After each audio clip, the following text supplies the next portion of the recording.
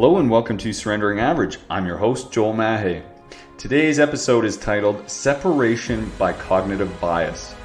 I feel like we're living in a time with so much separation, so much divisiveness, that I wanted to shine a light on what might be happening to be amplifying this separation.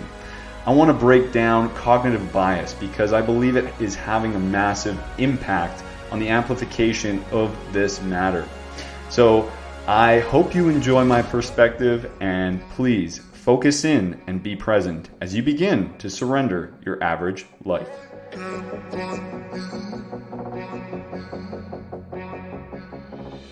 Hello and welcome back to the show. I hope everyone's having an awesome day today. I feel like I haven't been back in the podcast saddle for a while now. I think it's been a few weeks.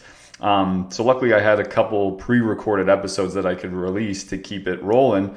But yeah, it's been a very busy, jam-packed, but amazing summer. And it all started with our wedding to start things off. And then after that, just kind of funneled into a lot of adventure, a lot of activities, a lot of events to do and to go to. And we had a lot of fun, but it was jam-packed. There was a lot going on. So entering the fall season right now, it's just the beginning of September, I'm actually really looking forward to kind of hunkering down, getting back into the rhythm, getting back into the flow of just my interpersonal work, as well as this type of work and coaching, and just really focusing and putting my time and attention on that, because it's very important to me to show up as my, in my best self. And to do that, I need to do a lot of interpersonal work to do that. And so I'm looking forward to getting back into the flow of that. But the last couple of weeks have been especially busy because we closed on a Canmore property, a condo in the mountains, which we converted into an Airbnb. And it just launched live this week. So we were there last weekend for about 5 days, changing the furniture, doing some paint touch-ups, getting everything ready. And it was pretty hectic, but hopefully the front end work is done now and we can kind of settle in and have that property as a place to enjoy for ourselves, as well as a hopefully cash flow generating investment as well. So that's pretty exciting, but it was very, very busy.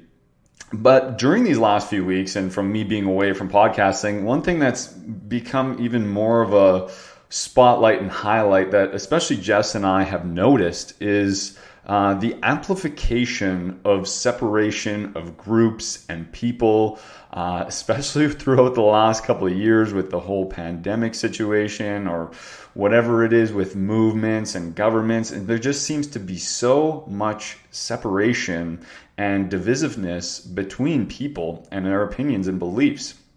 And I just kind of wanted to break down why I believe this is getting amplified, just to help bring a general awareness to everybody, to hopefully help us understand other people's perspective and viewpoints and also respect them, because with that divisiveness comes a lot of, we've seen it from the past, comes a lot of hatred, hostility, whether it's wars, whether it's violence, whether it's frustration. There's just so much negativity that gets followed suit from this separation.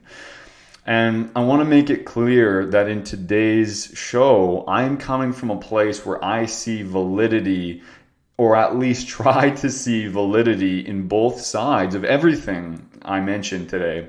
And I really do believe that in most debates, most politics, most opinions, religions, the pandemic, whatever it may be, there is always some sort of truth or validity to each side's viewpoint. There's not just one concrete 100% answer. That's the way it needs to be. This is it. There's thesis and there's objectiveness and there's opinions that I know many times we feel that is the only way, that is the only right way. But personally, from my experience, when I was thinking that way in my life, I really constricted who I was becoming, and it just holds you in this confined, enclosed space. And once I personally was able to remove those confined parameters in my life, my life began to change. Once I became more open-minded, once I was more curious about other people's viewpoints, other ways of accomplishing and doing things, my life began to drastically change for the better, might I add. Once we can remove our strict, confined, rigid opinions on the way things need to be or the way things have to be lived or viewed, it's just incredible what can transpire when we put those barriers down. So I want to break that down a little bit more in depth today. But we often fail to realize this, and now more than ever with social media and all kinds of news and headlines and clickbait driven by algorithms on social media to keep showing us the same types of stories day in and day out, we slowly start to get solidified into only our perspective and only see the world or world events through our very rigid lens, which continues to get more rigid the more we hear these headlines and the more we're, engulfed with the same types of stories and information. So along with these constant blasts of media, there's something called confirmation bias. And that's really what I want to touch on today. But this confirmation bias can really amplify, again, that rigidness and our strict viewpoints of how we see the world. So again, I am talking today from a place of trying to see validity in both sides, not only of what we are living in with the pandemic, but all social matters. We've clearly seen that the more divided opinions and beliefs are, without seeing the other side, without putting ourselves empathetically into the other side's viewpoint, that will eventually lead to those negative consequences that we're talking about, the wars, the violence, the hatred, the frustration, etc., etc. So I just want to say, kind of touch on the power, what the power is of seeing both sides. And as a coach, I'm trained not to put my judgments or opinions on how my clients perceive the world on a specific situation. So if they have a different viewpoint, that might trigger something within me, but I have to work on putting that aside and say, this is how they see it. I have to practice empathy by saying, okay, that is different than how I see it. That is different than my belief system even, but I have to remove my judgments here and I have to actively put myself in their shoes so I can see through their lens. Now that's essentially called empathy. And empathy is the capacity to understand or feel what another person is experiencing from within their frame of reference. Basically, the capacity to place oneself in another's position. And we commonly get sympathy and empathy mixed up. And sympathy is more so, oh, I feel so bad for you. But we're not necessarily putting ourselves in their shoes. We're just saying, that sucks. That must be awful. But I'm not actually going there. I'm not actually seeing the world through what they're seeing through the frame of reference through how they're seeing it. There's a huge distinction in that. And frame of reference is a massive thing. And it helped me really understand the world and understand different viewpoints a lot better once I learned how to change my frame of reference from only that rigid frame of reference of only viewing things one way, the same way I've done it and the same way I've viewed things my whole life. Once I was able to change that frame of reference by using empathy and putting myself in other people's shoes, by being curious and seeing the world through somebody else's lens who might have gone before me or know something that I don't know, man, there's a lot of power in that when we can just be a bit humble and put our ego aside and say, okay, I might not know the best way of doing things here. I might not have all the answers. Let me learn, let me be curious, let me see the world through your lens. And that can give me a more broad experience and help me progress in life more than I can with just myself, just my lens, just my frame of reference. And I forget where I learned this one saying, but I believe there's so much power behind it. And the saying goes, seek to understand before you are understood. And, that's very hard for us to do because we always want to justify and explain why we believe in something and try to persuade other people why this needs to be the truth for them. But if you flip those roles and actually seek to understand somebody else before you are understood, that's going to give you a different frame of reference. There probably will be some validity into what they are saying. And if we're seeking to understand that, like I said, that just gives us a wider range, that lens, our perceptional lens of how we might see a situation expands and grows in that moment from understanding what they have to say. And now we are more versatile. We are more diverse in our understanding and our knowledge, because chances are we don't have all the right answers. And this isn't to say we need to change our beliefs to what the other person is believing or saying, but as long as we understand one another, we can live in the same environment without hatred, without that separation, without that animosity, because that's what it's all about. We're living in a society together. We live amongst other people, and we are certainly never going to have all the same beliefs or viewpoints as everybody else. But it's about how do we harmoniously live together. I can still respect somebody, I can still love somebody, and I can still be friends with somebody if we have different beliefs and viewpoints.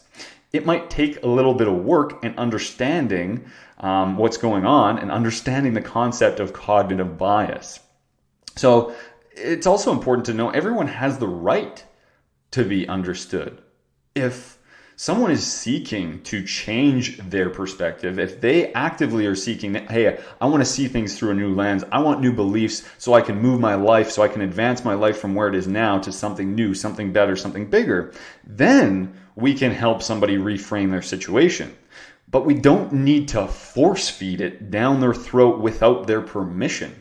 If somebody approaches us and says, oh, how do you make more money? How do you get a better relationship? How do you do this? How do I change my frame of reference? Because what I'm doing right now is not getting me the results I want. Well, then we can help open their eyes, change their perspective, change their frame of reference. But we don't necessarily need to force feed it down their throats with information that they're not asking for all the time. And this force feeding of information has a tendency to shape how we think or view certain situations. If we don't ask for it, and this is all we see every day, unconsciously, our beliefs might start to mold into that information that we're getting force fed. In fact, it was this aggressive force feeding of information over the past couple of years that encouraged me to look behind the curtain and to try to find objective information. What else is in a story? In particular, into the pandemic, all we see is the headline media, which the government supports, the government's biased opinion. That's what gets fed to us every single day without us controlling it at all. So I was curious as to why their messages were so harsh and aggressive, especially coming from the government, because this led me to think about the track record of the government. Again, this is just why I decided to look at both sides of the story, not to just take what I was given, but okay, what else is there? Because I'm looking at the track record of the government usually, and do they always 100% of the time have everyone's best interest in mind? 100% of the time, I think we can all agree that that's not the truth. Not always anyways. And in fact, there tends to be a lot of manipulation tactics, that the government uses. Just look at their debates. When they're debating against each other, there's low shots, it's almost childish to see many times these debates, and just like the low ball shots that they're taking at one another. There's manipulation tactics, and there's a lot of influence and coerciveness around money, and of course that never-ending fight for power that the government needs that power. And again, I don't want to spiral into any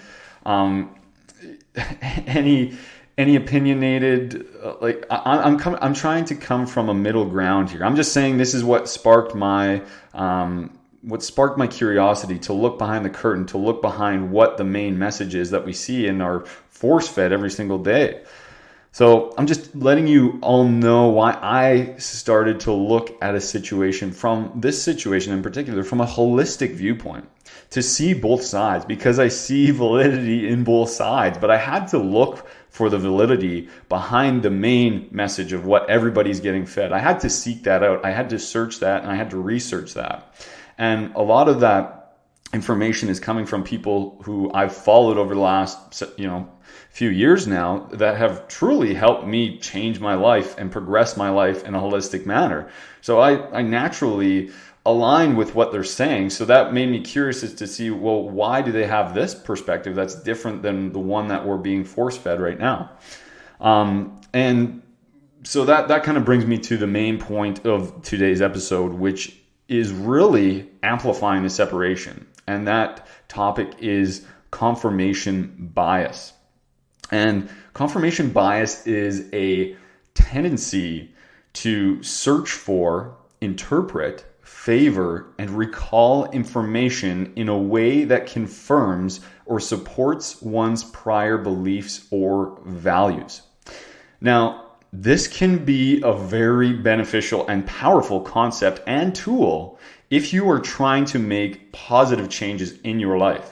Cognitively confirming that your new actions or new behaviors are serving you.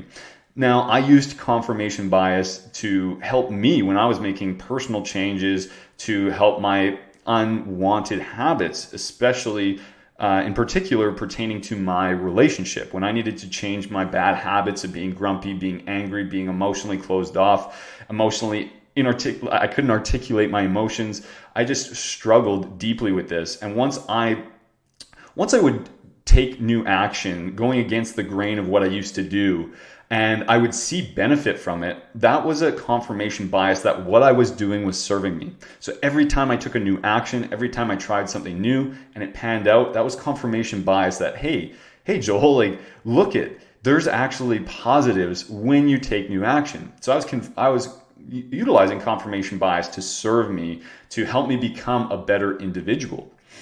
But on the flip side, confirmation bias can have some pretty negative side effects if not used intentionally or without awareness, especially when there are global issues or topics with very different viewpoints, such as politics, religion, or any matters pertaining to this pandemic. So confirmation bias can certainly lead to more separation and divisiveness without that awareness. And this will happen because of what happens during confirmation bias, what actually happens in our psychology, and what we're usually unconsciously doing. So some examples of what we do during this confirmation bias is we don't seek out objective facts. Objective facts are the ability to judge without external influence. So, right now there's a ton of external influence. That's what we're living in. Everybody is influencing us externally, but are we looking within? Are we seeking our own answers? Or are we just listening to what everyone else says, whatever the majority of people are saying, and just following suit with that? Is there really an unbiased, are we practicing our unbiased opinions, and are we seeking unbiased facts? Or are we just searching or seeking and listening to biased facts? They have an agenda to follow. They are pushing product. There's a reason why it's so aggressive. We just need to understand why. And they have a great way of framing. They're tying pain and pleasure to it, and there is validity behind it. But I'm just saying, I think there's another side to it as well, which we can see. And again, I'm coming from that middle ground where I do see both sides. I see validity in both sides, and this divisiveness is just that's the pandemic going on right now. There's a pandemic of divisiveness again. So another example of what happens is during confirmation bias is there's an interpreting. We tend to interpret information to support our existing belief. So no matter what headline there is, no matter what we see, no matter what article we read, we tend to interpret that information to support our existing belief. We might not be looking at all the facts or digging deep enough to see another side. We just see a headline or we just see one thing and we say, aha, there it is. That confirms my existing belief. Now, there's someone who I follow. He's a highly recognized health expert and research scientist who breaks down data to see behind the headlines. And there's so much validity, and I resonate with a lot of his messages. Again, he also, I'm sure, has confirmation bias, and he's maybe arguing one side more than the other, but it's important to seek out both sides of information. And he is someone who articulates and depicts that information very, very good. And he goes in depth to find the truth or a different side of the truth. So it's good to get those opposing information resources to not only seek information that's going to support your existing belief. And his name is Sean Stevenson, and I highly recommend checking him out. And I'm not saying you need to believe in everything he says or side with everything he says, but it's just good to see both sides. And another example that happens during confirmation bias is we only remember details that uphold our belief. So if we hear contradicting information or a stat or whatever, we will forget about that. That won't remain in our consciousness. That won't remain at the top of our mind. We'll forget about that, see a next headline or information source that we align with, and that is what we will latch onto. And this could be with politics. Why is there so much hatred or love for Trump? Same thing. We're only seeking or listening to the details that make us love him or make us hate him, or any political party for that matter, or any religion for that matter, or any of these world matters and any event that's happening. We only remember the details that uphold our belief. And a fourth main example of what happens during confirmation bias is we ignore information that challenges our belief. We ignore it. We don't listen to it. It literally flies over the top of our head because we want to be right, because we want to be justified within our response. Those are the main examples of what happens during this cognitive bias, what's happening behind the scenes, usually without us being aware of it. Now, unfortunately, we all have confirmation bias. We can't pretend that we don't. I do. Every person does. And there will always be some sort of bias that will shape your opinion in the end. And it's very difficult to fight this natural tendency because it's how our brain naturally functions. That's the natural way of how it just works in the background. It's like a computer, it's running in the background. We don't need to consciously make it do this for us. It just happens. But in order to live amongst others, to have more peace and practice empathy, we need to be aware of our confirmation bias. We can make an effort to recognize it by working to be curious about opposing views and really listen to what others have to say and why they believe or why they have that viewpoint or perspective. And this will help us see issues and beliefs from another perspective. And I always like to relate this concept to religion. And I will never, ever judge somebody for practicing a religion that's serving them. Is this religion serving you? Is it making you a better person? Is it making you show up better in your life? If yes, that's amazing. It is not my place or anyone's place to say you are wrong. You're wrong because you have that belief. My way is better. Our religion is better. Whatever it may be, that divisiveness. But the truth is, there's a lot of religions or a lot of denominations of different types of religions, and there's no way that every single religion is 100% right or the only one that is the truth, because they all include different viewpoints, stories, values, and beliefs. So it's not right to be so stubborn to say only one religion can be right. And this is my opinion. And the way I view it is, if something is serving you, if a value of a belief is serving you, that is awesome. If it's getting you to where you want to go in life, if it's helping you be a better person, that is amazing. And you can't look at somebody else because there's a conflicting belief or a conflicting value, and say that they're wrong or disagree with them or have hatred or animosity behind them for that.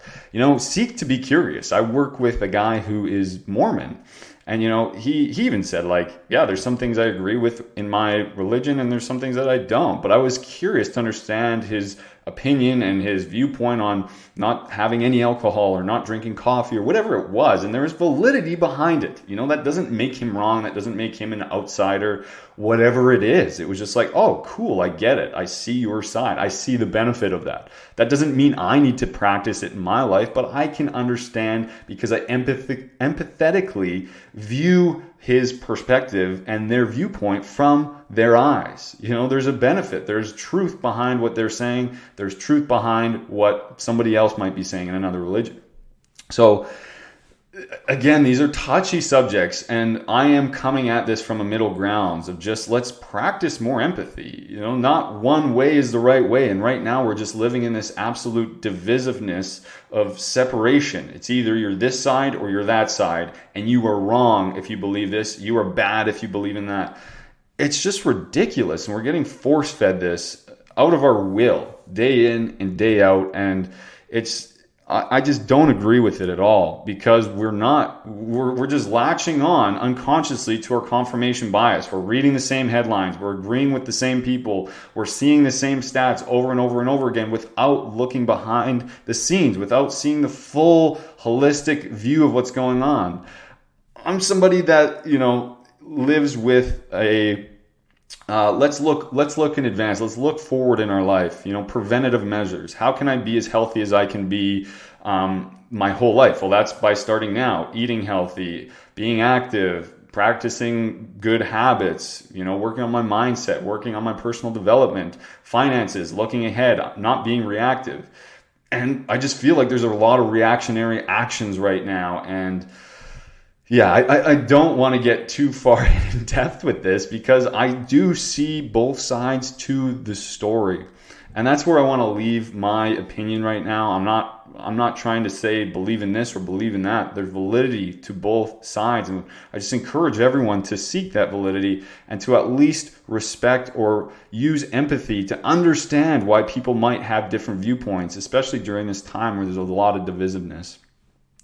So that basically sums up today's episode, where I just wanted to dive a bit deeper on cognitive bias and how that might be affecting this separation that we're experiencing right now.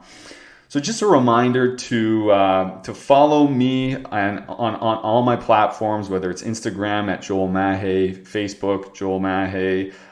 Reach out to me at coaching@joelmahe.ca, or check out my website at joelmahe.ca. If you're looking to evolve and progress your life in a holistic manner, whether that's improve your relationship, whether that's just to get over those blockages that you keep coming up against, to progress, it's time to evolve. It's time to move forward. It's time to break free from that old version of yourself. If that resonates with you, if any of my podcasts resonate with you, I'd love to connect and potentially work together. And if not, just keep listening to this podcast, keep listening to better yourself and improve your life circumstances. So in closing, I think it's time we all start to become aware of our confirmation bias. No matter what you believe in, that doesn't mean it needs to be 100% true for everyone else. Let's stop force feeding information down people's throats just to justify our viewpoint. Let's objectively look at all the facts and all the viewpoints in all worldly matters. We can coincide harmoniously together with different beliefs and viewpoints as long as we can practice empathy. Let's all work together to improve this in our own life by practicing this with our loved ones. Give the people we love the support and acknowledgement during difficult times, as well as during their triumphs and success.